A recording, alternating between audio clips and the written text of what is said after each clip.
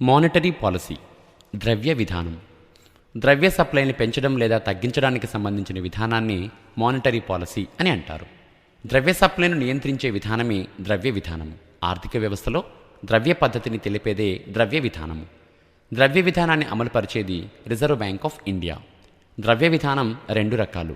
ఒకటి సులభ ద్రవ్య విధానము, చీప్ మనీ పాలసీ. రెండు కఠిన ద్రవ్య విధానము, హార్డ్ మనీ పాలసీ. ద్రవ్య విధానం యొక్క ప్రధాన లక్ష్యం ఏంటంటే, ఒకటి ధరల స్థిరీకరణ, రెండు పంచవర్ష ప్రణాళికల లక్ష్యాల సాధన. ద్రవ్య విధాన సాధనాలు రెండు రకాలు. ఒకటి పరిమాణాత్మక పరపతి నియంత్రణ సాధనాలు, రెండు గుణాత్మక పరపతి నియంత్రణ సాధనాలు.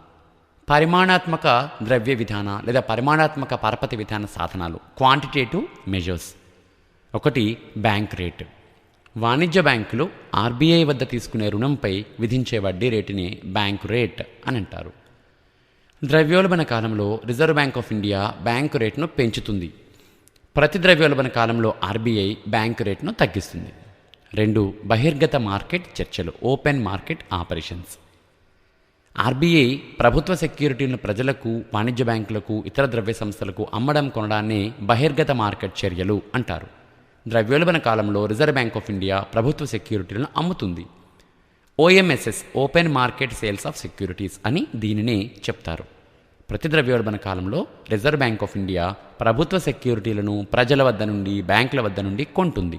దీన్ని ఓఎంపిఎస్ అంటే open market purchase of securities అని అంటారు. ఇక మూడవ విధానము సిఆర్ఆర్, నగదు నిల్వల నిష్పత్తి, క్యాష్ రిజర్వ్ రేషియో.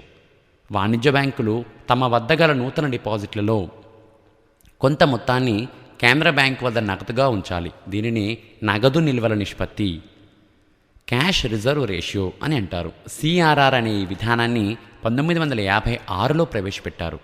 ఆర్బీఐ సిఆర్ఆర్ను 3% నుండి 15% మధ్య మార్చుతుంది. ద్రవ్యోల్బణ కాలంలో ఆర్బీఐ సిఆర్ఆర్ను పెంచుతుంది. ప్రతి ద్రవ్యోల్బణ కాలంలో ఆర్బీఐ సిఆర్ఆర్ను తగ్గిస్తుంది. బ్యాంకు రేట్, ఓపెన్ మార్కెట్ వ్యవహారాల కన్నా ఈ సిఆర్ఆర్ శక్తివంతమైన సాధనం. ఇది బ్యాంకుల పరపతిపై ప్రత్యక్ష ప్రభావాన్ని చూపిస్తుంది.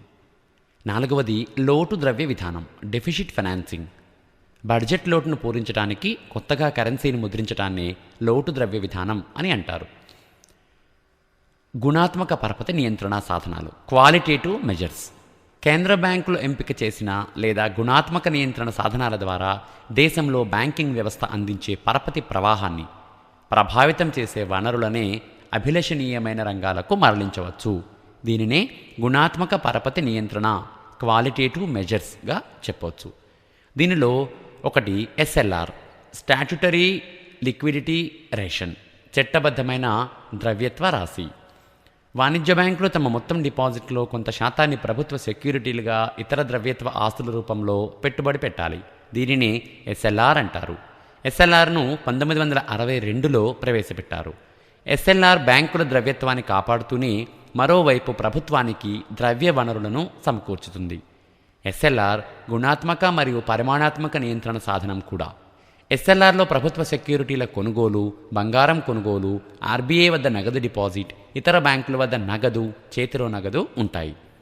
రిజర్వ్ బ్యాంక్ ఆఫ్ ఇండియా ఎస్ఎల్ఆర్ను 15% నుండి 40% మధ్య మార్చవచ్చు. ద్రవ్యోల్బణ కాలంలో ఆర్బీఐ ఎస్ఎల్ఆర్ను పెంచుతుంది. ప్రతి ద్రవ్యోల్బణ కాలంలో ఎస్ఎల్ఆర్ను ఆర్బీఐ తగ్గిస్తుంది. రెండవది విచక్షణాత్మక వడ్డీ రేటు. సన్నకారు రైతులు, కుటీర పరిశ్రమలు, చిన్న వ్యాపారులు, చేతి వృత్తుల వారు, స్వయం ఉపాధి పథకాలు, వికలాంగులకిచ్చే రుణాలు, విద్యా రుణాలు మొదలగు వాటికి ఇతర రుణాలతో పోల్చితే తక్కువ వడ్డీ రేటుకే రుణాలు ఇవ్వడాన్ని విచక్షణాత్మక వడ్డీ రేటు అని అంటారు. నవంబర్ 1, 1975 నుండి విచక్షణాత్మక వడ్డీ రేటు విధానం ప్రవేశపెట్టబడింది. 3 మార్జిన్లను నిర్ణయించుట. బ్యాంకులు రుణాలు ఇచ్చేటప్పుడు హామీగా ఉంచుకునే వస్తువు విలువకు బ్యాంకు ఇచ్చే రుణానికి మధ్య గల తేడాని మార్జిన్ లేదా ఉపాంత ద్రవ్యం అని అంటారు. ఏ వస్తువుకు ఎంత మార్జిన్ ఉండాలో ఆర్బీఐ నిర్ణయిస్తుంది. బ్లాక్ మార్కెట్ను అరికట్టడానికై, ధరల పెరుగుదలను నియంత్రించడానికి ఈ సాధనాన్ని వాడుతుంది. 4 వినియోగదారుల పరపతి నియంత్రణ. మన్నిక గల వినియోగ వస్తువులు, విలాస వస్తువులు కొనడానికి బ్యాంకుల వద్ద ప్రజలు తీసుకునే రుణాలను డౌన్ పేమెంట్స్ మరియు వాయిదాల సంఖ్యను మార్చడం ద్వారా ఆర్బీఐ నియంత్రణ చేస్తుంది. ద్రవ్యోల్బణ కాలంలో డౌన్ పేమెంట్